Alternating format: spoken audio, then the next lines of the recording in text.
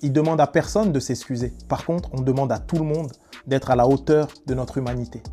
C'est Abd el-Malik pour USR. Au 19e siècle, sur l'île de la Réunion, qui s'appelait l'île Bourbon à l'époque, il y a un esclave, ou en tout cas considéré comme tel, qui s'appelle Fursi.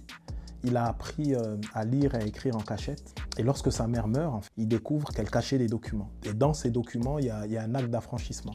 En fait, elle était libre. Mais si elle est libre, lui est libre. Donc il prend les documents et il porte plainte contre son maître. Et là commence pour lui quasiment 30 ans de galère. En lisant l'histoire de Fursi, je me suis dit, Fursi, c'est moi.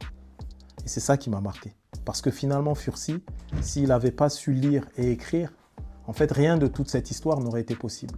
Moi-même, si j'avais pas été finalement mis en lien avec le savoir, l'éducation, la culture, et ben en fait, j'aurais pas transcendé ma condition d'une certaine manière. Parce que je pense que ce soit comme à cette époque, finalement hier ou aujourd'hui, la clé de tout est dans le savoir et l'éducation.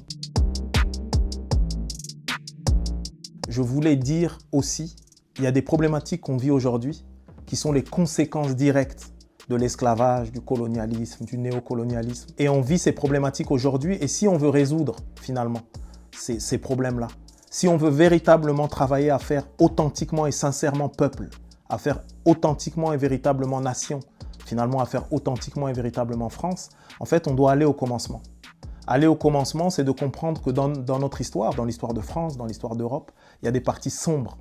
Et ces parties sombres-là, eh ben, il faut qu'on puisse les regarder droit dans les yeux pour qu'on puisse véritablement à un moment donné déposer nos sacs de douleur et avancer vraiment. Et que si on ne fait pas cette démarche-là, en fait, rien ne sera possible. Ce film raconte ça. D'une certaine manière, il demande à personne de s'excuser. Par contre, on demande à tout le monde d'être à la hauteur de notre humanité, d'être à la hauteur des valeurs prônées par notre pays, prônées par la France, prônées par l'Europe finalement. À un moment donné, ça ne peut pas être des lettres mortes inscrites sur les frontons des lieux publics, ça doit être incarné dans les êtres et dans les actions des êtres. Et c'est ce que demande ce film finalement.